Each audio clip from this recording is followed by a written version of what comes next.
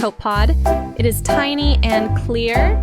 It drifts with plankton clouds. It feeds many fish and whales. Amphipod. It has a curved body and many legs. It hides in seaweed and sand. It hops quickly when disturbed. Sea spider. It has very long legs. It sucks juice from soft animals. It lives in cold and warm seas. Cobia.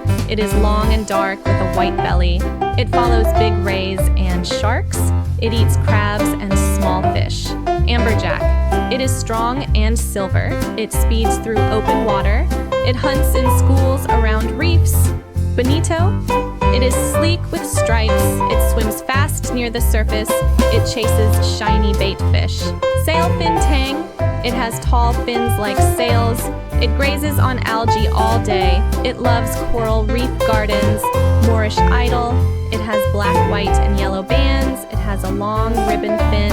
It pecks gently at sponges. White-tip reef shark. It has white tips on its fins. It rests in caves during the day. It hunts small fish at night. Garden eel.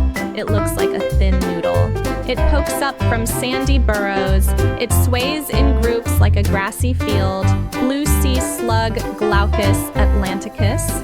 It is tiny and blue like a sky drop.